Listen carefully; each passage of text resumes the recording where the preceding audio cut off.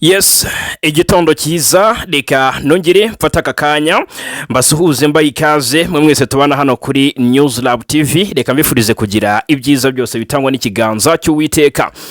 Muri iki gitondo rero ngimpamba y'amakuru duserukanye, ngimpamba y'amakuru tuzindukanye, ngimpamba y'amakuru agezweho ku mutekano ku butaka bw'Urasirazuba bw'igihugu cya Kongo, mu karere ibintu byacitse byadogereye muri Afurika ndetse no hakurya y'inyanja ngari hari amakuru menshi agiye atandukanye. Igoma turabanza turebera hamwe haturutse inkuru mbi ndetse haturutse inkuru yihutirwa cyane, ariko kandi inkuru ishobora kuza gutuma abantu benshi bagira impungenge. Bigenze bite Igoma? Turashe tubigarukeho muri aya makuru gatanu kuri gatanu.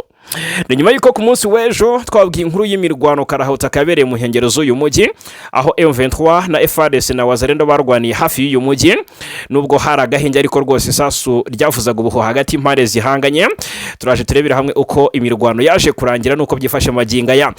Turakubita tubangura tunyarukire muri Sud Kivu, tubanza hitwa Uvira muri axe za Kavimvira, ni umujyi ugenzurwa n'igisirikare cya Kongo FARDC n'abambari bacyo barimo Wazalendo, FDNB, FDLR, harimo abacancuro b'abanyamahanga nyine b'abanyamerika, harimo mu by'ukuri abanye Angola nabo bari mu rugamba, n'abanye Tanzania baravuga ko bamaze kuba abajoininga. Haravugwa kandi n'igipolisi cya Repubulika ya Demokarasi ya Kongo. Ni Uvira yarekuwe mu mpera za Mutarama, bivugwa ko rwose M23 yahariye kuyishaka ko umuryango mu by'ukuri wabiwunge waharindira umutekano cyangwa se izindi ngabo zidafite aho zibogamiye. Hanyuma aka kanya uko umutekano wifashe muri Uvira nibyo tugiye kuba turebera hamwe. Mbabwiza ukuri haraturuka inkuru nziza cyane cyane muri axe za Kavimvira, muri quartier za Mulongwe, aho hose turakomoza ku makuru yo guturukayo mu bice bitandukanye by'umujyi wa Uvira. Duterere akajisho makuru ari kuvugwa cyane haruguru gato Minembwe, mu misozi ituwe cyane n'abanyamurenge, haraturuka inkuru y'agahinda cyane. FARDC gisirikare cya Kongo n'abarundi ngo bakomeje gusuka ibibombe kuri Minembwe ubutaruhuka. Turakomoza ku makuru y'ibyagabwe hariya mu Minembwe, by'umwihariko muri axe za Kalingi, naho turebera hamwe uko situation imeze. Gatanu kuri gatanu rero reka kandi mbabwire ko turaza kurebera hamwe ibitangarizwa muri aya makuru gatanu ku kandi. Kuri ubu haravugwa bombori nyuma y'imyanzuro y'inama ya EAC. Ni inama yabereye hariya muri Tanzania, inama yigiyemo byinshi bitandukanye, ubufatanye mu by'ubukungu ku ruhande rw'ibihugu bigize uyu muryango, ubufatanye mu guharanira amahoro ku ruhande rw'ibihugu bigize uyu muryango. Habaye impinduka zasize Perezida Museveni ari bo muyobozi wa EAC yasimbuye Perezida William Ruto. Hari ingamba yatangaje ko zafatwa zikaba igisubizo, ariko kandi abatari bake bari kugenda bagaruka kuri ingingo bavuga bati aka mu by'ukuri na gasozi gahanamye, kubera ko kukurira bizasaba ubumwe, nyamara ubumwe muri EAC bukaba ntabwo, bitewe n'ikibazo cyakomeje kuba ikibazo gikomeye mu Burasirazuba bwa Kongo, ikibazo cy'umutekano cyagiye kikambuka kikaba icy'akarere. Reka turebera hamwe uko abahanga bari kubivugaho gatanu kuri gatanu, ndabahunza iyobera. Hanyuma ariko turebera hamwe byinshi bitandukanye ku makuru ari kuvugwa hirya no hino muri Repubulika Iharanira Demokarasi ya Kongo. Ndababwira ko umugore wa Perezida Tshisekedi arasabira Tshisekedi ari mu byago bikomeye, aramusabira ngo bamusengere, birakomeye cyane. Ubwo rero ndababwira ko hasohotse raporo nshya ya Loni irashinja ingabo za Kongo FARDC ndetse na FDLR ibintu bikomeye cyane. Ndaje mbabwira gatanu kuri gatanu. Uburundi bwunamiye Ayatollah Ali Khamenei, uyu nguyu wishwe mu bitero bya tariki 28 Gashyantare, ni bitero bya gisirikare bya Leta Zunze Ubumwe za Amerika ndetse na Israeli, ariko kandi yaje no kubasimburwa n'umuhungu we. Turaje turebera hamwe ibya makuru, turebera hamwe uko Irani ngo yabonye umuyobozi w'ikirenga mushya n'ingamba yazanye, ariko kandi ngo Amerika yababajwe nuko ngo itigeze igira uruhare mu ishyirwaho ry'umuyobozi, ariko kandi ngo biraza gukururira ishyano rya Gashyantare iki gihugu. Reka rero tubive imuzini muzingo gatanu ku kandi, nongeye kuba ikaze. Reka mbibutse ko binoroshye cyane gukomeza kubana natwe hano kuri News Lab TV ndetse no kuri FK TV News.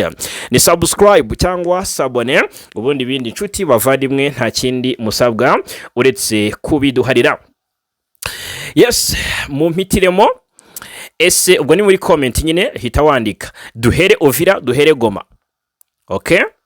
Ubwo ni nyuma yo gukanda like tukabona ko bikunda. Tanga comment uvuga uti hera Uvira cyangwa se hera Goma. Ndaha ku bwanyu nyaboneka. Ego kubwo rero okay. Reka duhere Uvira. ibintu biba biri kugenda byigaragaza ko ahangaha dukeneye kuba twibandayo tukarebera hamwe uko situation imeze muri za axe za Uvira. Ahitwa Uvira haravugwa amakuru meza cyane rwose, nyuma yuko ku munsi w'ejo hari hatangajwe amakuru yuko muri uyu mujyi wa Uvira abaturage bakomeje kugaragaza impungenge z'umutekano wabo bijyanye n'amarondo y'urudaca akorwa na FDL na Wazalendo buri mugoroba, ariko kandi ngo bagasoreshwa ibidafite impamvu cyangwa se bizira impamvu, kubera ko ni imisoro itemewe n'amategeko bari kwakwa nabo ku ruhande rwa guverinoma ya Kinshasa. Uvira rero nyuma yuko ejo bundi twari twabwiye ko Uburundi bwavuye ku izima bufungura umupaka wa Kavimvira uhuza iki gihugu cya Repubulika Iharanira Demokarasi ya Kongo ndetse n'igihugu cy'u Burundi. Ni umupaka wari warafunzwe nyine ubwo M23 yafataga uyu mujyi. Mu gitondo cya kare rwose cyo ku 23 Gashyantare nibwo leta y'u Burundi yafunguye uriya mupaka wa Gatumba uhuza iki gihugu na Repubulika ya Demokarasi ya Kongo. Uyu mupaka wari umaze hafi amezi arenga 2 ufunzwe.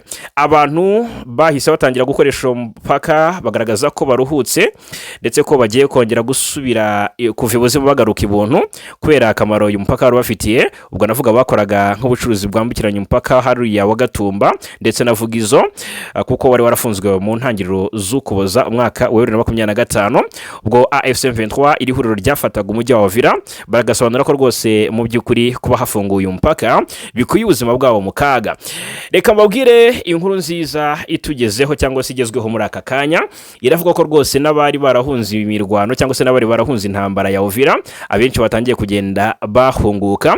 Inkuru iravuga ko abanyekongo benshi bari mu buhungiro hariya mu Burundi barahunze intambara ya Uvira ngo batangiye gusubira mu gihugu cyabo banyuze hariya Uvira.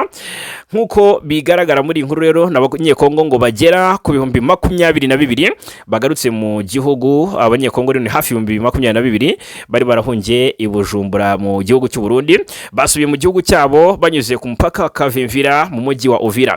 Hanyuma leta ya Repubulika ya Demokarasi ya Kongo ikavuga ko iyi route cyangwa uyu muhanda mu by'ukuri wifashijwe mu gucyura abaturage aribo banyuzemo bataha, ariko ndetse ngo n'akamwenyu ku maso rwose nk'uko bitangazwa.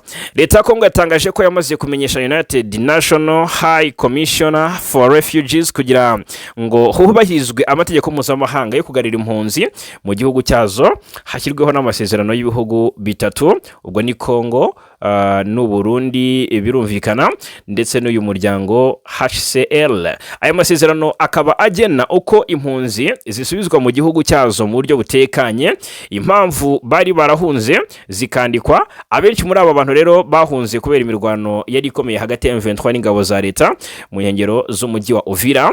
Icyakane ku kijyanye na politiki iri inyuma y'ibi byose, ngo leta ya Kongo ivuga ko AFC M23 yavuye mu mujyi wa Uvira ngo byatewe n'igitutu cyashyizwe na United States of America cyangwa se Leta Zunze Ubumwe za Amerika kuri uyu mutwe ndetse no ku Rwanda. Nibyo Kongo ivuga. Kubera iyo mpamvu rero umupaka wafunguwe ku ruhande rw'u Burundi na Kongo, abantu batangira kugaruka mu gihugu cyabo ndetse rwose bamaze no kuba bagaragaza ko bagiye kwisubukurira ibikorwa byabo bya buri munsi. Iyi Uvira uyu mujyi w'ingenzi cyane ukaba ufatwa nk'ingenzi kuko uri hafi y'umupaka w'u Burundi, umupaka ufungura inzira ijya mu majyepfo ya Kongo, ikaba ishobora no gutuma rwose habaho kwagura cyangwa se kwaguka kw'intambara cyangwa amahoro mu karere k'ibiyaga bigari bibaye ngombwa. Hanyuma ariko mu magambo make abanyekongo bagera ku 200 nyine ku bantu 22,000 murambabarira bari barahungiye mu Burundi nibo batangiye gusubira mu gihugu cyabo banyuze hariya ku mupaka Kavimvira berekeza hariya Uvira, kandi leta ya Kinshasa iri gukorana na HCR kugira ngo bagaruke mu mahoro cyangwa se kugira ngo kugaruka kw'abo baturage gukorwe mu buryo bukurikije amategeko mpuzamahanga. Nibyo ngibyo rero byumvikane ko ni inkuru nziza iri guturuka ahangaha Uvira, nibyo kwishimirwa ndetse nibyo mu by'ukuri kwiratana. Ubwo nabo ku ruhande rw'abaturage gisigaye ni ese ko bagarutse bazanirwa umutekano gute? Murabizi ko ikibazo cy'umutekano wabo gihora ari ikibazo gikomeye. Hanyuma mu Minembwe ahangaha ubwo ndaje mite ninjira muri Igoma neza ndani naho ninjireyo. Minembwe havuzwe ibitero bya drone za kamikaze ndetse zagabwe kenshi ku bwinshi ku basivile bahangaha. Umuvugizi wa M23 Lawrence Kanyuka yongeye kubitangaza, atangaza amasaha ibyo bitero byibasiriye abaturage ndetse n'ingaruka byagize muri iri tangazo. Reka nabyo tubikomozeho 5 kuri 5. Ibintu birakomeye cyane.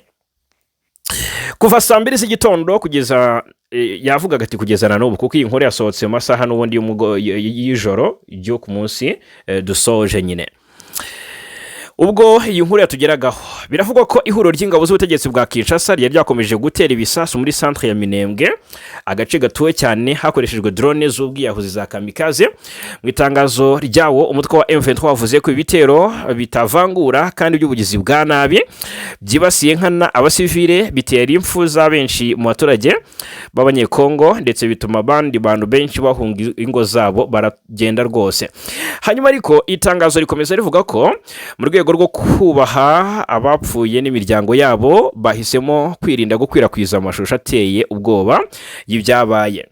M23 yongeye gushimangira ko amaraso y'abaturage ba Kongo yamenetse ku butegetsi bwa Tshisekedi atazibagirana cyangwa ngo birangire gutyo.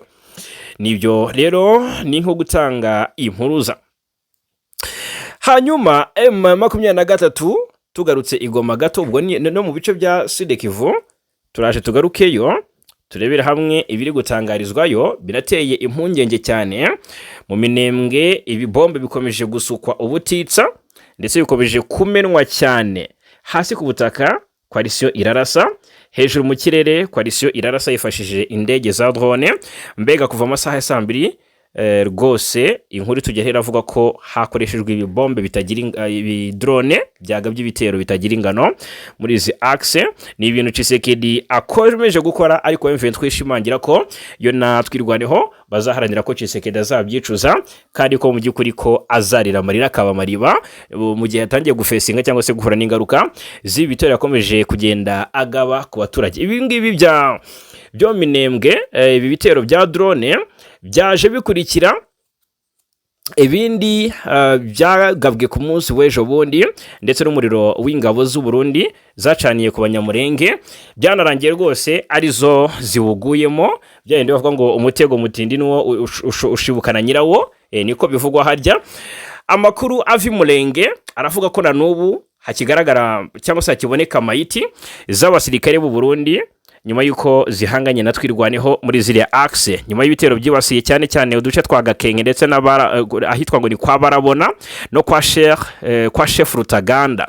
Amakuru avuga ko ingabo z'u Burundi zifatanyije n'iza Congo FARDC, abarwanyi ba Wazalendo na FDLR n'umutwe ndetse n'abacancuro ngo bagabye n'abanyi Angola ngo bagabye ibitero ku mihana ituwe cyane, birangira twirwaneho imenye ibibaye iratabara n'ingoga nayo irabarasa inicamo batari bake.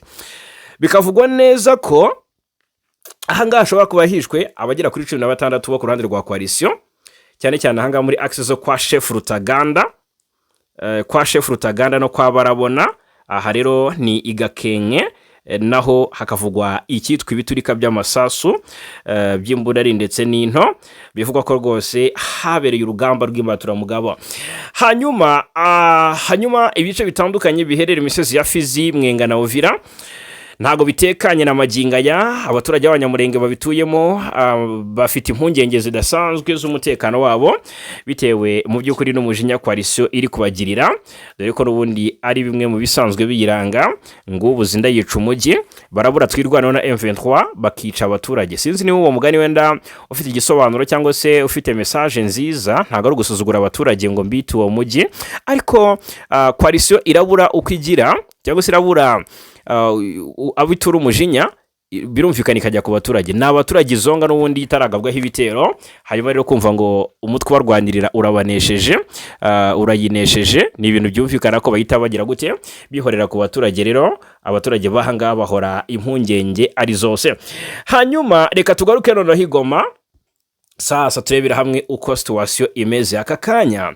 Igoma haravugwa inkuru yuko hamaze gufatirwa, ndabivuga gute, hamaze gufatirwa doyi muri ubu buryo. Ku munsi w'ejo twabwiye amakuru y'imirwano ndetse imirwano karundura karahawutaka yari yabereye muri zi axe zo muri uyu mujyi wa Goma, umwe umurwa mukuru w'intara ya Kivu y'Amajyaruguru uyoborwa na M23. ahangaha rero hari havuzwe imirwano ikomeye mu nkengero z'uyu mujyi ndetse imirwano yototeye na teritwari ya Rucuru yo muri Nord Kivu bivuga ko M23 yongeye kwesurana bikomeye n'abagize coalition cyangwa se abo ku ruhande rwa guverinoma ya Repubulika iharanira demokarasi ya Kongo. Aha igoma rero ku munsi wo ku cyumweru murabizi ko twavuze ku mirwano yabereyeyo, ni imirwano yaje ica ibintu hagati ya M23 ndetse na FDLR na Wazalendo mu nkengero z'uyu mujyi wa Goma muri parike ya Virunga. Amakuru yatanzwe n'abaturage ndetse no mu nzego z'umutekano bakayahurizaho, yavugaga ko ni imirwano yatangiye mu masaha y'umugoroba ku wa gatandatu tariki 7 Werurwe 2026 ibera mu gace ka Rugari by'umwihariko ni hafi ya Kanombe muri Rucuru. Nyuma y'amasaha make iyi mirwano yaje no gukwira no mu bice bya Mutaho muri teritwari ya Nyiragongo na gace n'ubundi kegereye umujyi wa Goma ufatwa nk'umurwa mukuru intara Kivu y'Amajyaruguru mujyi ugenzurwa na M23 kuva mu mpera za Mutarama umwaka wa 2025. Ikigezweho ni iki rero? Uyu mutwe nyuma yo kwisurana na coalition mu masaha y'igitondo cyo ku cyumweru ndetse no mu mugoroba wo kuri uwo munsi humvikanye amasasu menshi hariya mujyi wa Goma muri quartier za hariya muri quartier Ndosho, ariko kandi amakuru amwe aravuga ko imirwano yarangiye cyane cyane mu bice bya mu kigo cya Kilimanyoka. Nkuko bivugwa na makuru avuga ko urwo rusaku rwaturukaga mu mirwano yari mihuza M23 n'ingabo za leta ya Kinshasa yiganjemo FDLR na Wazalendo, bikavuga ko kandi ari ingabo za M23 zari zimo zitorezwa mu kigo cya Kilimanyoka kurwanisha imbunda ziremereye. Aha rero muri Kilimanyoka ho ntabwo ari imirwano yahanganishije izi mpande zihanganye, nivuga ngo humvikanye amasasu y'ubwoko y'impamvu ebyiri hariya Igoma. Noneho rero nyuma y'ibyo byose umuvugizi wungirije wuriya mutwe Dr. Oscar Barinda ni mu bya politike yasobanuye ko mbere y'urusaku rw'amasasu yumvikanye M23 yamenye ko hari abacengezi bari bageze muri parike ya Virunga bikarangira igiye kubatoragura. Avugana n'umunyamakuru Oswald Muteyezo yagize ati rwose na abantu b'abacengezi baza bakiba inka z'abaturage bakajya kuzirika mu ishyamba. Twari tumaze iminsi rero twarabahashije barageze kure, ariko bagerayo inzara ikabakubita bakagaruka kwiba amatungo y'abaturage. Atejo rero twarabagose turabarasagura turabatoragura bose. Ati twarabagose turabatoragura bose, ati kabisa, ati twese ati twarabatoraguye.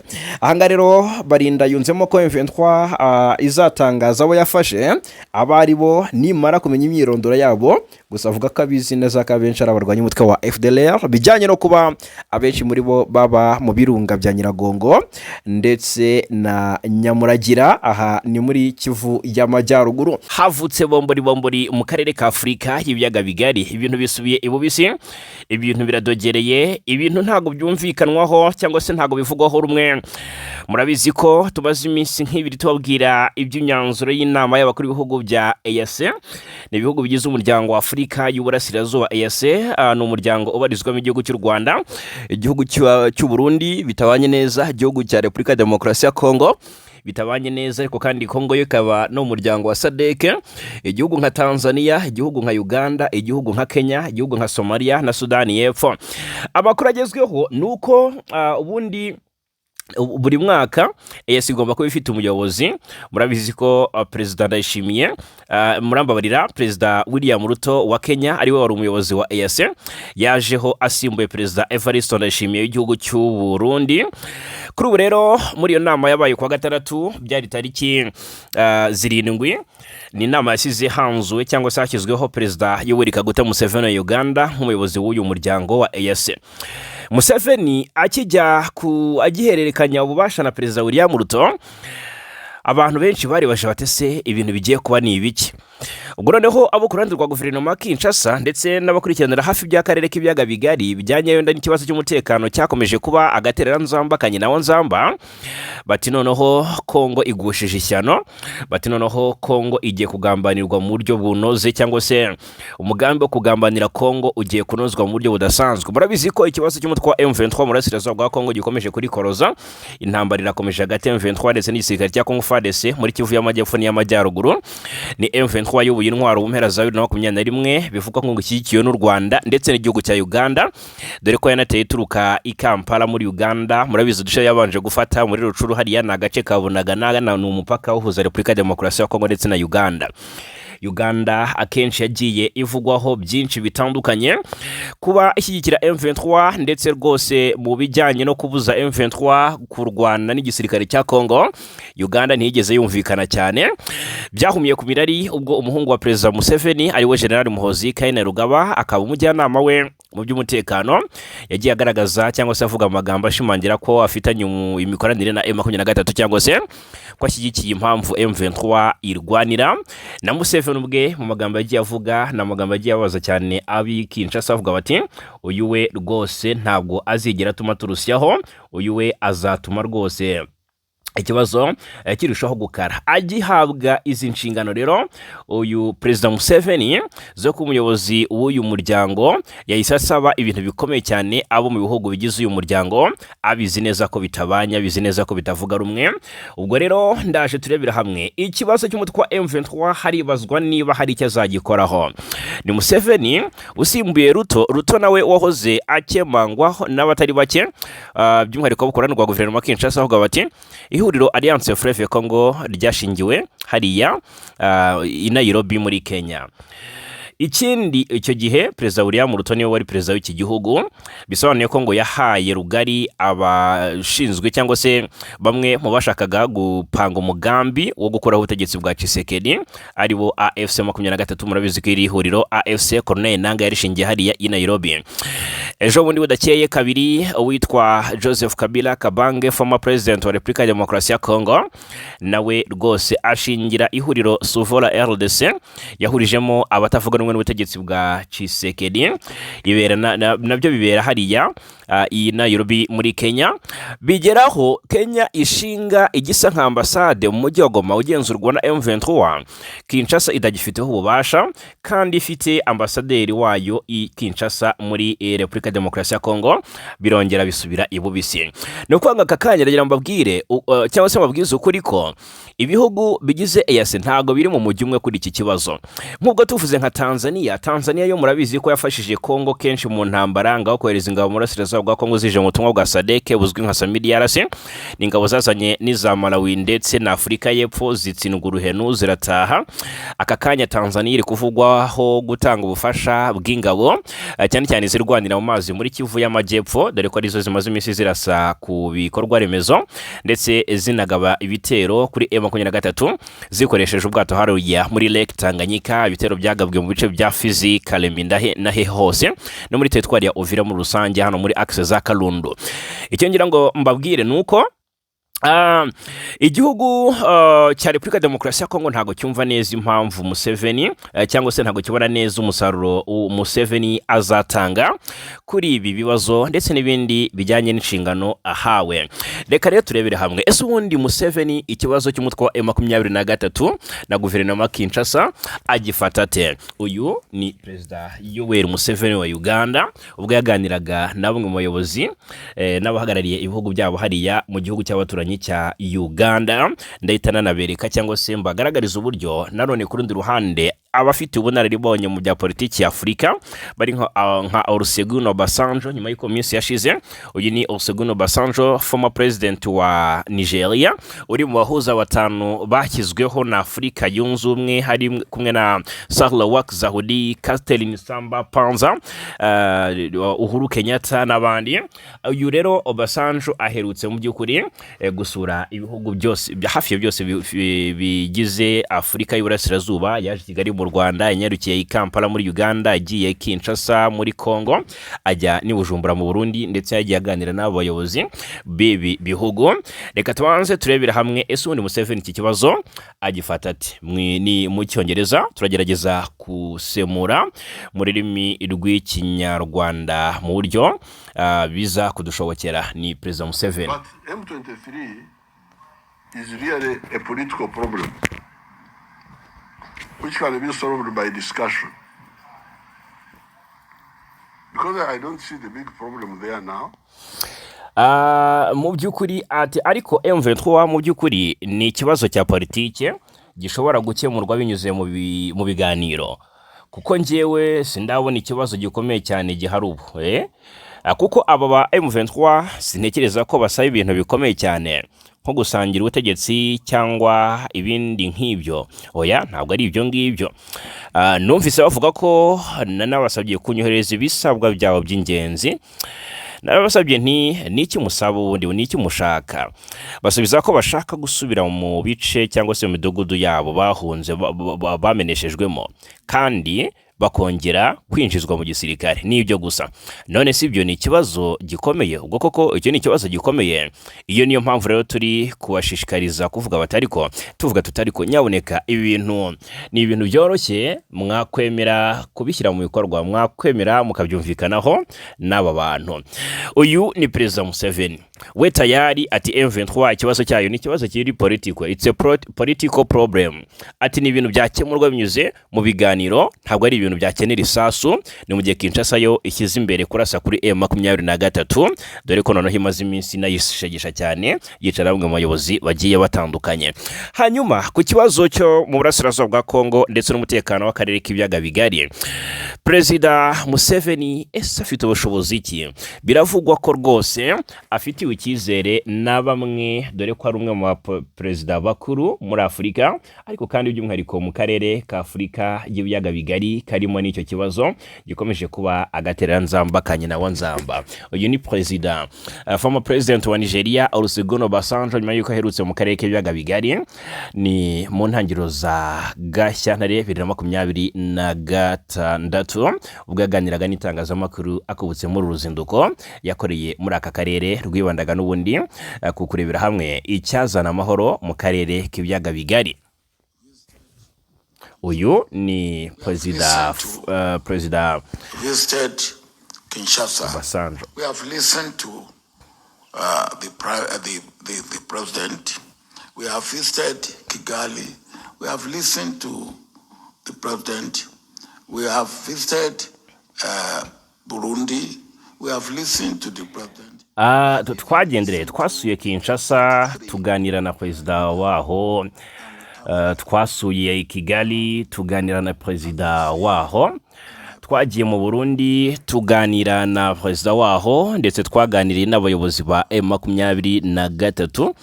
Ubwo rero nyuma y'ibyo byose twaje hano nk'uko babivuga aho mvuka, imbyino mu by'ukuri nizo za nyuma. None rero twebwe twaje ku mbyino nini nk'uko twabivuze igihe twaganiraga na Perezida Kagame. Ni imbyino nini kubera impamvu nyinshi. Perezida Museveni amaze igihe kinini kurusha abandi bose agira uruhare muri iki kibazo. Niwe mukuru mu bantu bose twavuga ko mu by'ukuri ari abafite uruhare muri iki kibazo. Kandi muri Afurika baravuga ngo imyaka iza mbere y'ubwiza. Iyo byose ubishyize hamwe mu bantu twavuze twaganiriye nabo, nta numwe wavuze nabi cyangwa ngo warwanye cyane Perezida Yoweri Museveni. Niyo mpamvu rero tubona Perezida Museveni ari mu mwanya wihariye, kandi turashaka gukorana nawe kugira ngo turebe uko twabona igisubizo cy'Abanyafurika ku bibazo by'Abanyafurika. Ariko ntitwakwirengagiza n'abandi bagaragaza ko bashaka gufasha nka Washington, Doha, Qatar cyangwa se Ubufaransa, kuko nitubirengagiza bafite ubushobozi bukomeye bwo guteza ikibazo cyangwa guhungabanya gahunda. Bashobora guteza akajagari mu nzira turi kugerageza kunyuramo ngo tubone igisubizo. Ubwo rero uyu ni Perezida Olusegun Obasanjo, former president wa Nigeria, avuga ku bushobozi Museveni afite mu by'ukuri mu kuba ibiganza bye ari ibiganza byavuguta ikibazo akarere k'ibiyaga bigari gafite. Ni Obasanjo umaze iminsi akozere ingendo i Kigali mu Rwanda, i Bujumbura mu Burundi, Kinshasa muri Kongo, ndetse i Kampala muri Uganda nk'umuhuza. Murabizi umwe mu bahuza batanu bashyizweho na Afurika yunze ubumwe ngo harebwe icyakorwa kugira ngo amahoro agaruke mu burasirazuba bwa Repubulika ya Demokarasi ya Kongo, bakorera mu ngata Perezida wa Togo Faure Esozima Nyasimbe. Hanyuma ubwo rero Museveni sasa abamwumva abamwumva nyine cyangwa se n'abadafite aho bahurira n'ikibazo cy'umutekano mu burasirazuba bwa Kongo, ariko wenda bashobora kwiyambazwa kugira ngo batange ubujyanama ku bijyanye n'icyakorwa kugira ngo amahoro yongere agaruke. Ni Museveni wakemanzwe kenshi mu gufasha washinjwe kenshi gufasha M23 ndetse afatanyije ngo n'u Rwanda. Noneho bihumira ku mirari ubwo Perezida Joseph Kabila yajyaga i Goma, byavuzwe ko yanyuze hariya muri Uganda. Bivuze ko Museveni ngo ari umwe mu bahaye Kabila inzira kandi yagamije guhungabanya ubutegetsi buriho bwa Tshisekedi. Ni byinshi Museveni ashinjwa, hanyuma ariko ubwo nibyo ashinjwa n'abo ku ruhande rwa guverinoma Kinshasa, bidakuyeho ko hari n'abamufitiye icyizere. Uganda ndetse na Kinshasa na Repubulika Demokarasi ya Kongo bafitanye imikoranire mu bijyanye no kurwanya umutwe wa ADF, n'umutwe ugendera ku mahame ya Islam ukorera mu burasirazuba bwa Kongo, ukunze guhungabanya umutekano w'igihugu cya Uganda. Mu rwego rwo kurwanya uyu mutwe rero habayeho ubufatanye hagati y'igisirikare cya Kongo FARDC, Force Armée de la République Démocratique du Congo, ndetse na UPDF ariyo Ugandan People Defense Force. Ni ubufatanye bwakubiye mu cyiswe Operation Shuja cyo kurwanya ADF muri ariya mashyamba ya Ituri ndetse n'ahandi hatandukanye ADF ikunze kwibanda. Hanyuma muri izo operation rero umuhungu wa Perezida Museveni ariwe Muhoozi Kainerugaba yagiye agaragaza ko ari operation zihuriweho kandi ko rwose ubufatanye bwa FARDC na UPDF ari ubufatanye ntayegayezwa ndetse ko buhamye, ariko kandi akongera kurikoroza akomoza ku mutwe wa M23. Muhoozi agashimangira ko ingabo za Uganda na rimwe zigera zibangamira umutwe wa M23, ageze naho dore ko M23 rwose ivugwaho gufata igihugu cyose kakibohora. Byari bikinakomeye muri no Kivu, Sud Kivu bitarakara, ariko Muhoozi araza ashimangira ko ingabo za Uganda ngo zitazabangamira cyangwa se zitazatambamira M23 mu gufata umujyi wa Kisangani, n'umujyi warizwa mu ntara ya Chopo, dore ko noneho muri no minsi umaze n'iminsi ugabwaho ibitero karabutaka, ibitero M23 nayo yigamba ubwayo ko igaba ku kibuga cy'indege cya Bangboka, ni ikibuga cy'indege cyari ya Kisangani. Hanyuma kandi hakavugwa nk'uko M23 nayo ibishimangira byatangajwe na Dr Oscar Barinda ejo bundi, avuga ati dufite abakomando kabuhariwe bagenda bagakora mu operation bakagaba ibitero aho indege zitera ziturutse, ubundi bakagaruka ntawe baciye iryera. Hanyuma ariko ahangaha nakomeza ku byo Muhoozi yakunze kuvuga, kandi murabizi ko zitukwa mu nkuru. Niba umujyanama wa Perezida mu by'umutekano aza akavuga ibintu nk'ibi, bisobanuye ko Perezida nawe hari icyo yababiziho, bitabaye ari bya bindi Muhoozi atera ibuye mu gihuru ngo arebe igihubukamo. Ni inkuru yasohotse tariki 26 Werurwe 2025. Uyu mugaba mukuru w'igisirikare cya Uganda UPDF General Muhoozi Kainerugaba yari yatangaje ko ingabo z'icyo gihugu ngo zazigera zitambamira umutwe wa M23 mu gihe wagira umugambi wo gufata umujyi wa Kisangani. Muhoozi Kainerugaba ukunze kuvugisha benshi ku mbuga nkoranyambaga yaravuze ko kandi bibaye byiza uwo mutwe wabikora vuba cyangwa ingabo za Uganda zikabyikorera. Ati UPDF ntabwo izitambika M23 mu gufata Kisangani, ariko ibyiza nuko babikora vuba aha. Ati naho ubundi tuzabyikorera rwose ubwacu. Muhoozi icyo gihe yakomeje avuga ko mu gihe cy'icyumweru kimwe gusa hagati ya M23 cyangwa UPDF ngo hari abazaba bari Kisangani mu ntara ya Chopo. Agira ati mu cyumweru kimwe gusa M23 cyangwa UPDF izabiri Kisangani ku itegeko rya Yoweri Kaguta Museveni, umugaba w'ikirenga w'ingabo za Uganda. Yari yakomeje atanga icyizere ku baturage bo muri Kisangani, abizeza ko bagiye kubatabara. Agira ati bantu bacu ba Kisangani tuje kubatabara, ingabo y'Uwiteka yaje. Murabizi ko ingabo za Uganda ziri mu duce twa Fataki, ziri mu duce twa Bunia ndetse na Mahagi, ziriyo mu rwego rwo guhangana n'imitwe yari imaze igihe yarabujije amahwemo igihugu cyawe binyuze mu bitero bya hato na hato yayigabagaho. Izo ngabo kandi zitezweho kugabanya umubare w'impunzi, aho ibihumbi by'abaturage baturukaga mu bice byo muri Repubulika Demokarasi ya Kongo kubera umutekano muke bakajya gushaka ubuhungiro muri Uganda. Muhoozi ibyo bitangaje mu gihe nyamara ihuriro rya M23 rirwanya ubutegetsi bwa Kinshasa n'ubundi ryari rimaze iminsi ritangaza ko ryavuye mu mujyi wa Walikare no mu bindi bice biwukikije, ni muri Kivu y'Amajyaruguru.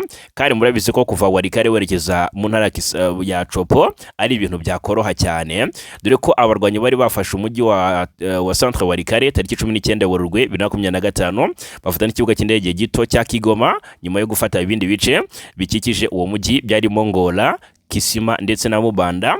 Uwo mujyi rero baje no kuburekura rwose berekeza mu bindi bice. Icyo gihe byari mu rwego rwo gushyira mu bikorwa ubusabe bw'abahuza ndetse berekana ko mu by'ukuri badashyigikiye intambara, ko bashyize imbere inzira y'ibiganiro ndetse berekeza i Doha muri Qatar basize barekuye ako gace ka Centre Walikale ubu kagenzurwa n'igisirikare cya Kongo na Magingaya. Ntabwo ari ibyo gusa, wenda nabanza no kubibutsa Muhoozi Kainerugaba, uyu muhungu wa Perezida Museveni akaba n'umujyanama mu by'umutekano, yakunze kurikoroza akereka Kinshasa ko rwose Kampala iri inyuma ya M23 hasi hejuru, ndetse ko ashyigikiye u Rwanda, ngo kuko u Rwanda bivugwa ko Kinshasa ishinja u Rwanda kuba rushoza intambara kuri Repubulika Demokarasi ya Kongo cyangwa se ariko rufasha M23 rutenga mu bitugu. Ariko amagambo Muhoozi yagiye anavuga yagiye yumvikanisha ko afatanyije n'u Rwanda muri uru rugamba, dore ko murabizi ko mu M23 irwana nabo uretse ingabo za Kongo indi nkingi ya mwamba muri uru rugamba ku ruhande rwa Kinshasa n'umutwe wa FDL ugizwe ahanini n'abasize bayikuye u Rwanda muri jenoside yakorewe abatutsi. Muhoozi rero yari yaje yanditse amagambo akomeye ku rukuta rwa X akomeza kubera muri Kongo aha igihe gito FDL kuba yamanitse amaboko. Murabyibuka cyane kuvuga ngo FDL ibe yamanitse amaboko, rero uri Muhoozi utari u Rwanda mu by'ukuri ku ruhande rwa Tshisekedi abizi neza akamaro FDL mufitiye, ni nko kumutera igisongo mu mbavu, kuko nubwo ku ruhande rw'u Rwanda ntawe wigeze agira icyo avuga kuri ibyo ngibyo. Muhoozi yari yashimangiye ko nk'ari operation zihuriweho u Rwanda na Uganda bazakora mu kurwanya izo nkoramaraso za FDL. Mu butumwa bwe yabwiye abantu ati rwose njyewe ati nta na rimwe ndarwana n'izi nterahamwe nanga mu buzima bwanjye, ati ndazibyumweru bike ngo zimanike amaboko mbere y'uko tuzigabaho ibitero.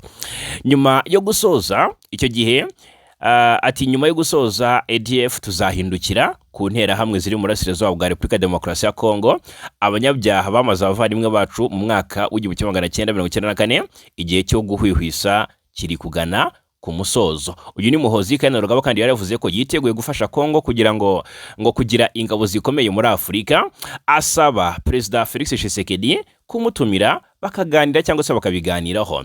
Ati marume uncle ni ijambo rimaze iminsi cyangwa se rimaze iminsi rimenyerewe Perezida General Muhoozi akunze gukoresha avuga kuri Perezida Kagame. Mu butumwa bundi yari yanditse agira ati ndihanganisha abo bose bumva ko bashobora kudutsinda, njyewe na marume bakoresheje igisirikare bizaba ibyago kuri bo, ni inshuro ya nyuma nongeye kuvuga ibi ngibi, nanone mubareke baze turiteguye ku buryo buhagije. Ari nko kuvuga atari ko abi Kinshasa bashaka gutera urugo rwa marume uncle Perezida Kagame, nibaze dufatanye njyewe Uganda n'u Rwanda dufatanye dusubize abo banzi b'amahoro inyuma. Ahangaha ntacyo Perezida Museveni yigeze akora ngo yamagane ibiri gutangazwa na Muhoozi, ngo agaragaze ko mu by'ukuri nta ruhare abifitemo. Ibyakomeje kugenda rero bituma abenshi bacika urondogoro. Ubwejo bundi Perezida Museveni yahabwaga inshingano zo kuyobora EAC, bavuga ko rwose noneho Kongo igiye kugusha cyano, igiye kugambanirwa ku ruhando mpuzamahanga, aho itatse ntiyumvwe bitewe n'uko Museveni ari umwe mu bafite ijambo rikomeye, akaba kandi ngo ari ku ruhande rwa M23 ndetse n'u Rwanda. Ejo bundi rero ni ni inkuru yasohotse tariki 7 ivuga ko Perezida Yoweri Museveni yatangiye kuyobora umuryango wa Afurika y'Uburasirazuba EAC, East African Community, yasabye ibihugu biwugize kunga ubumwe kugira ngo bigere ku iterambere byifuza. Museveni yahawe inshingano ku ya 7 Werurwe ubwo iyarusha muri Tanzania habaga inama y'abakuru b'ibihugu byo muri EAC n'ababahagarariye. Uyu mukuru w'igihugu kandi yasabye ibyo bihugu bya EAC mu by'ukuri ko byihuza mu rwego rwa politiki, agaragaza ko aribwo bizagira ubwirinzi bukomeye ku buryo nta mwanzi ushobora kubihungabanya n'ubukungu butajegajega. Kubumva ko kunga ubumwe kwa EAC ari ubushake bwabo, Museveni yagaragaje ko bakabaye babifata nk'itegeko, kuko kutabikora bituma ibihugu bigize uyu muryango bijya kure y'amahirwe y'iterambere burundu. Agira ati bamwe bumva ko kunga ubumwe ari ubushake, uko bitekereza iteka numva ko ari ngombwa kunga kunga ubumwe cyangwa se tukisanga twarasigaye inyuma burundu. Ahangaha rero bamwe bakabishingira bavuga bati kunga ubumwe gute kandi batumvikana ku kibazo gihangayikishije akarere, ikibazo cy'umutekano mu burasirazuba bwa Kongo, ikibazo cya FDLR umutwe ugizwe ahanini n'abasize bahekuye u Rwanda ubangamiye umutekano w'u Rwanda, bituma u Rwanda rwirirwa rushyiraho ingamba z'ubwirinzi rwagiye rushyira ku mipaka. Hanyuma Museveni kandi yagize ati bamwe bumva ko kunga ubumwe ari ubushake, uko mbitekereza iteka numva ko ari ngombwa kunga ubumwe cyangwa se tukisanga twarasigaye inyuma burundu. Yagaragaje ko kubera imbaraga zo kwishyira hamwe umusaruro mbumbe wa Leta Zunze Ubumwe za Amerika wageze kuri miliyari 31.8 z'amadolari mu gihe iyi Afurika yose muri rusange ari miliyari 3,600. Murumva gapirimo. Hanyuma asobanura ko impamvu ubukungu bw'ibihugu bya Afurika buri hasi ugereranyije n'ibindi bihugu nka Amerika, Ubushinwa, Ubuhinde na Korea y'Epfo ari uko abanyafurika badahuza nubwo byitwa Kongo babonye ubwigenge kuva mu myaka myinshi ishize. Uyu mukuru w'igihugu rero yari yasabye ibihugu bya Afurika ko byagira ubumwe buvanze n'ubwigenge bikita ku bufatanye mu iterambere ry'ubukungu binyuze mu koroshya ubucuruzi kugira ngo bigere ku rwego nk'urw'Amerika n'ibindi byagezeho. Museveni yasimbuye William Ruto ku buyobozi bwa EAC, biteganyijwe ko rero azamara muri iyi nshingano umwaka umwe asimburwe n'undi wo mu kindi gihugu nk'uko amategeko agenga uyu muryango abiteganya habaye nta gihindutse. Hanyuma ubwo ndagira ngo mbabwire ko niba Museveni asaba ko ibihugu byunga ubumwe mw'abantu mwe abenshi batarigiza nkana muti gute, azabwira Kinshasa ati twicare tuganire twunga ubumwe dukore ibiri mu murongo umwe gute? Tshisekedi azahita amusaba ati saba FDL saba M23 irekura uduce yafashe. Ibyo Museveni azabikora? Abenshi bati oya. Ikindi gikurikiraho saba u Rwanda rukura ingabo ku butaka bw'urasirazuba bw'igihugu cya Kongo kugira ngo twunge ubumwe n'ubundi. Ahangaha Museveni azasaba u Rwanda gukura ingabo mu burasirazuba bwa Kongo. Ese ziriyo? Icyo ni ikibazo. Murabizi umwana u Rwanda na Uganda bifitanye. Ikindi, ese Tshisekedi nabwira Museveni ati ntago bizakunda nutumva ko ugomba kureka gufasha M23. Ese Museveni atanga ubufasha kuri M23? Aho naho hakaba ikibazo ndetse kiri trick. Icyitwa ubumwe abenshi basanze baravuga ko rwose basanze ari ikidashoboka. Icyitwa gushyira hamwe muri East African Community abenshi basanze ari igisa n'ikidashoboka bitewe n'ukuntu ikibazo kimeze n'uburyo mu kukivugutira umuti haba kwirengagiza nkana impamvu muzizi icyo kibazo. Ubwo rero n'aka kanya abo mu burasirazuba bw'igihugu cya Kongo ndetse no muri Repubulika ya Demokarasi ya Kongo ariko bakunze guca inkoni zamba baravuga ko ibi bisa naho ari ibidashoboka. Ibijyanye n'imishinga ubundi Afurika yunze umwe yakabaye Afurika y'Uburasirazuba yakabaye isangiye nabyo byagiye bigirwaho bikomwa mu nkokora n'imibanire y'ibihugu byombi byose bigize uyu muryango. Bamwe bati ntago bizakunda bwana Museveni, ibyo usaba ntago bizakunda. Bati ubwo se Burundi na Repubulika ya Demokarasi ya Kongo bahuza bate n'u Rwanda kandi barota gukuraho ubutegetsi bwarwo? Bati ibi rwose ntago bishoboka, ntago byoroshye. Abandi batari ku muntu asaba ati ibihugu kwiyunga mu gihe n'imbere mu gihugu kimwe hakirimo amategeko aheza bamwe mu bene gihugu.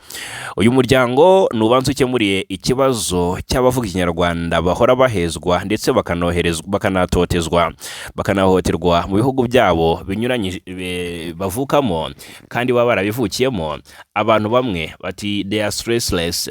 Ikindi wasabute ibihugu kwihuza mu gihe n'imishinga yakagombye kubihuza bamwe bayibangamira cyangwa se bayigambanira. Batubuse imishinga ya gari ya moshi ni kuki tihuta? N'ubushobozi buke cyangwa n'ubushake buke no guhimana? Twakwihuza dute se mu gihe duhora dukumira ibyo tweza kwinjira mu bihugu byacu ngo amata yanyu oya n'ibindi? Batuburyarya.com aba ni abatanze ibitekerezo ku busabe bwa Perezida Museveni. Undi ati rwose pe aho isi igeze byakagombye kuba itegeko igihugu byakagombye kuba itegeko igihugu kitabishaka kikaba kigijwe ku ruhande ibindi bigakomeza. Bati well done President Museveni 100% tukuri inyuma abanyarwanda. Ariko kandi ibi byose ni ibitekerezo by'abakunzi bacu bagenda batwandikira bakomeza ku ngingo tuba twagiye tugira gute tubabwiraho 5 kuri 5 muri aka kanya wenda igisa nk'aho ari inkuru nziza ariko nanone itari nziza ku mpande zose, ku mpande ebyiri, kuko haba impe ebyiri. Haravuga ko nk'ubusabe bw'uko ibihugu nk'uko birutanwa mu bushobozi mu gutanga umusanzu byatandukana, nyine ntihabeho amafaranga angana, kuko dusanga hari ibihugu byinshi bifitiye imyenda uyu muryango bitakabaye. Ubwo rero habayeho koroshywa mu buryo bugiye butandukanye koherezwa kw'ibihugu bitewe n'ubushobozi bwabyo. Hanyuma mumbwire namwe igitekerezo cyanyu kirakenewe kuri iyi ngingo. Ese Perezida Museveni ari murongo mwiza wo gufasha EAC kugera ku ntego yihaye, cyangwa se ibihugu byakubaka ubumwe, byakora ubumwe, byagira ubumwe, byavuga rumwe, byasenyera ku mugozi umwe? Mumpe ibitekerezo, ariko kandi munambwire ese Museveni yakemura ikibazo cy'umutekano mu burasirazuba bwa Kongo ate muri iyi manda ye? Yes, Perezida William Ruto yashimyeho biranga, ahubwo ashinjwa ubugambanyi. Museveni n'ugezweho kandi yabishinjwe kera na Ruto ataraza ku butegetsi. Ni imyemerere dusangire mu by'ukuri ibitekerezo kuri iyi ngingo. Hanyuma reka twerekeze no mu yandi makuru ari kuvugwa. Nk'ubu ngubu Loni irashinja inzego za leta ya Repubulika Demokarasi ya Kongo na FDLR gufata abagore ku ngufu. Ni raporo nshya yasohotse. Ni agashami k'umuryango w'abibumbye gashinzwe uburenganzira bw'ikiremwa muntu muri Repubulika ya Demokarasi ya Kongo, BCNUDH, kagaragaje ko inzego z'umutekano z'iki gihugu n'umutwe w'iterabwoba wa FDLR byagize uruhare rukomeye mu byaha byo gufata ku ngufu abagore byakozwe mu mwaka wa 2025. Itangazo rya BCNUDH ryasohotse ku ya 8 Werurwe rivuga ko mu mwaka ushize abagore 854 n'abakobwa 672 bafashwe ku ngufu, harimo hafi 80% bo mu ntara ya Kivu y'Amajyaruguru na Kivu y'Amajyepfo.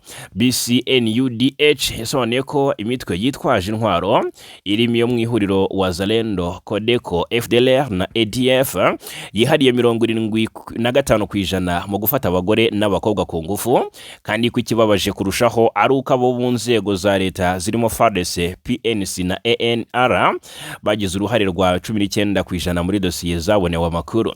Aka gashami kagaragaje ko hari abagore n'abakobwa bafashwe bugwate igihe kirekire bakajya bafatwa ku ngufu kenshi n'ingabo za leta, polisi, abo mu rwego rw'iperereza cyangwa imitwe yitwaje intwaro, bamwe muri bo bagatwita ku byabaye abana cyangwa se ku byabaye abana biturutse ku gufatwa ku ngufu, kubabyaye abana biturutse ku gufatwa ku ngufu.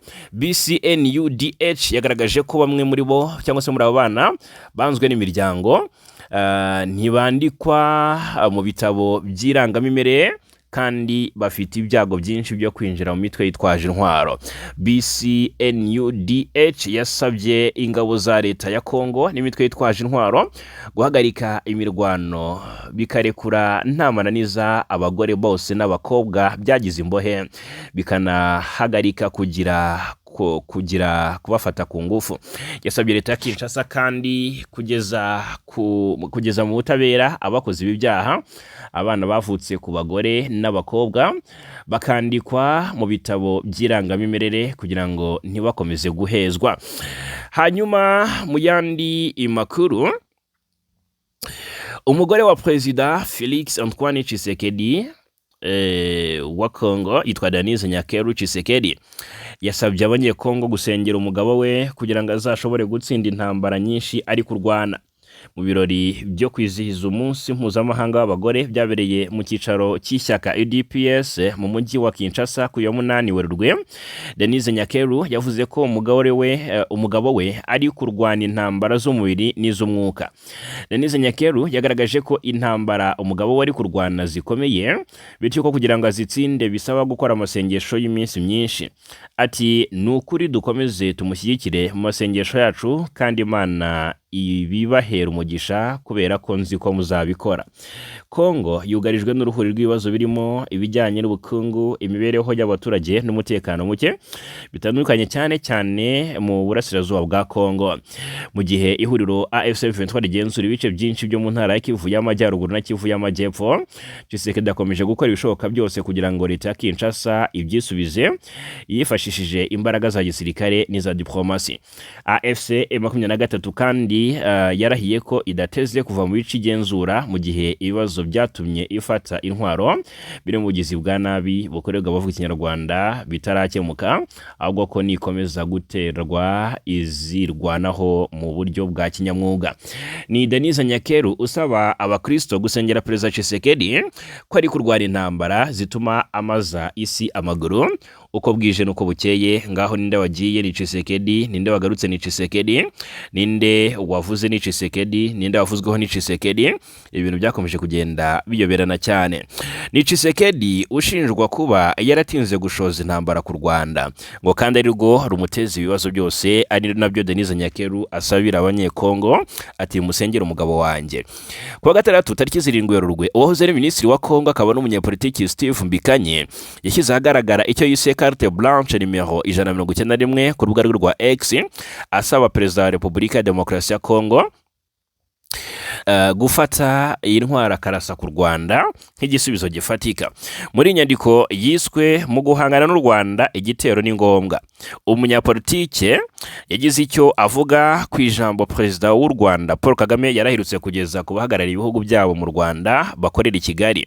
Nk'uko Mbikanye abitangaza, ngo iri jambo rigizwe n'ubushotoranyi kuri Kinshasa no mu muryango mpuzamahanga.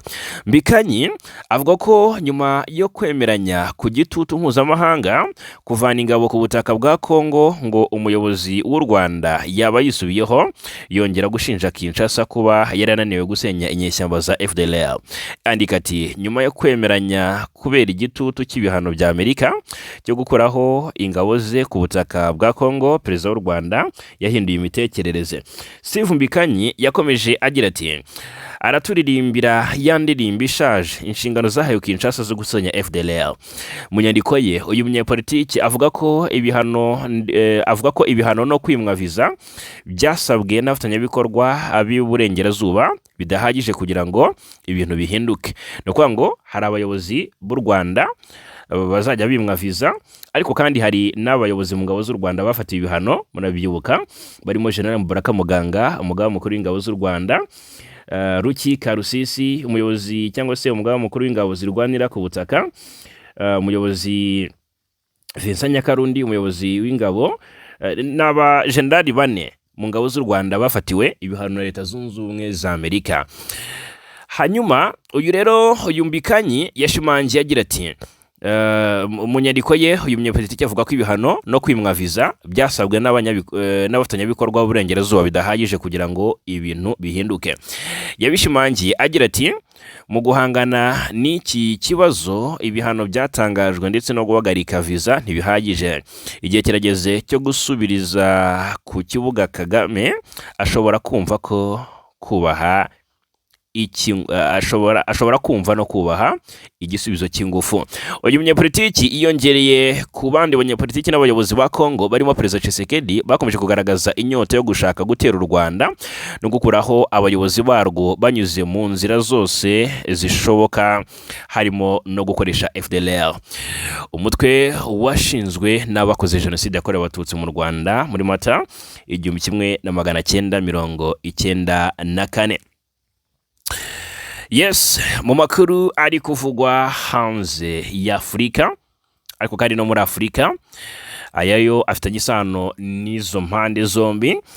Uburundi biciye muri ambasaderi wabwo muri Uganda, General de Brigade Gilles Ndihokubwayo, bwonamiye Ayatollah Ali Khamenei wahoze ari umuyobozi w'ikirenga wa Irani. Kuwa gatandatu tariki 7 Werurwe, ambasaderi Ndihokubwayo yanditse ubutumwa bwihanganisha abanya-Irani ku gitero yagabweho na Amerika ndetse na Isirayeli mu gitabo cyafunguriwe muri ambasade ya Iran mu Burundi nk'uko ambasade yabwo i Kampala yabitangaje. Kuwa gatandatu tariki 28 Gashyantare nibwo Khamenei yiciwe mu bitero bya leta zunze ubumwe za Amerika ndetse na Iran. Rero kuva ubwo kugeza ubu intambara hagati y'ibihugu byombi iracyakomeje. Hanyuma intambara irakomeje ndetse ikomeje kubica bigacika. Irani aka kanya nyuma y'uko yishwe Ayatollah Ali Khamenei, reka mbabwire ko yabonye umuyobozi w'ikirenga mushya, kuko kuri iki cyumweru nibwo Irani yagize Mojtaba Khamenei umuyobozi w'ikirenga wayo mushya nyuma y'urupfu rwa se uherutse kwicirwa muri ibitero bya leta zunze ubumwe za Amerika na Israel. Mojtaba yatowe n'ihuriro ry'inararibonye muri Irani. Urwego rusanzwe rugizwe n'abantu 48 nirwo rufite inshingano ngo zo gushyiraho umuyobozi w'ikirenga. Mojtaba yabaye umuyobozi w'ikirenga wa kabiri ruriya rwego rwashyizeho kuva Irani yashingwa nyuma ya se Ayatollah Ali Khamenei rwari rwarashyizeho mu myaka y'1979 nyuma y'urupfu rwa Ayatollah Ruhollah Khomeini. Nkuko Irani yabonye umuyobozi w'ikirenga mushya mu gihe kuwa kane w'icyumweru gishize Perezida Donald Trump wa Leta Zunze Ubumwe za Amerika yari yatangaje ko agomba kugira uruhare mu gushyiraho ubuyobozi bushya cyangwa se umuyobozi mushya wa Irani. Icyo gihe yaravuze ko kuba Ayatollah Ali Khamenei yasimburwa n'umuhungu we bitemewe. Ibi rero bishobora kuza kubyara amahari hagati ya Irani na Amerika. Mojtaba Khamenei wagizwe umuyobozi w'ikirenga wa Irani afite imyaka 56 y'amavuko, akaba umuhungu wa kabiri wa Ayatollah Ali Khamenei, uzwi kuba yaragiye agira uruhare mu byemezo se yagiye afata nubwo yabikoreraga inyuma y'amarido ntibivugwe. Mojtaba by'umwihariko anazwi nk'umuntu wegereye cyane ishami ry'ingabo za Irani zishinzwe kurinda impinduramatwara IRGC, zisanzwe arizo rwego rwa gisirikare rukomeye kurusha izindi muri kiriya gihugu cya Irani. 2019 muri uyu mwaka Leta Zunze Ubumwe za Amerika zamufatiye ibihano zimushinja gukorana bya hafi n'umuyobozi w'ingabo za IRGC ariwe Quds ndetse n'umutwe witwara gisirikare w'aba Basij mu kwihutisha icyo zise imigambi ya se yo guhungabanya umutekano w'akarere na gahunda zo gukora ikandamiza imbere mu gihugu. Amakuru akavuga ko mu cyumweru gishize Israel yagerageje kwica umuyobozi w'ikirenga mushya wa Irani ariko gusa bikarangira ishoboye gusa kumukomeretsa. Hanyuma aka kanya Irani iri kubabaza bikomeye Israel mu buryo budasanzwe. Irani igize itya yongera kugaba ibitero kuri Israel no mu bindi bihugu bituranye nayo mu kwihimura ku bitero byahitanye Ayatollah Ali Khamenei. Ngira ngo murabizi ko mu makuru yatambutse twabwiye ko Perezida wa Irani yari yasabye ibihugu bigize bituranye na Irani ko atazongera kubigabaho ibitero cyangwa se Irani itazongera kubigabaho ibitero, ariko kandi avuga ko byaba ari mu gihe ibyo bihugu bitakongera mu by'ukuri kwemera ko ibirindiro Amerika ifite muri ibyo bihugu byifashishwa mu kuyigabaho ibitero. Ubwo rero kuva intambara yatangira muri kariya karere abantu byibura 10 nibo bamaze gupfa mu bihugu byo mu bigobe by'Abarabu, abenshi muri bo bakaba ari abashinzwe umutekano cyangwa se abakozi b'abanyamahanga. Ibihugu bya Qatar, Kuwait, Leta Zunze Ubumwe z'Abarabu na Arabia Saudite nabyo byemeje ko byagabweho ibitero bishya mu ijoro ryakeye. Arabia Saudite ivuga ko yongeye gushwanyaguza amatsinda abiri ya drone zari zerekeje ku kigo gicukura petrol. Ikindi kandi gitero cya drone cyabaye ubwa mbere cyari cyagabwe nko amakuru abagaragaza ahangaha ku nyubako ya ambasade ya Leta Zunze Ubumwe za Amerika, bituma Minisiteri y'Abanyamahanga ya Amerika itegeka ko abakozi ba leta bitari ngombwa cyane bava muri icyo gihugu. Abategetsi bo muri Irani baburiye ko bashobora kwagura ibitero ku bikorwa remezo byo muri ako karere mu gihe Israel na Amerika byakomeza gutera ku nyubako zabo. Yes, ngaye nguko rero reka mbashimire cyane kubana natwe muri aka kanya. Iyi ni News Lab TV, nge ndi Fagi Kayinamura, mbibutse ko aya ari n'amahitamo yanyu.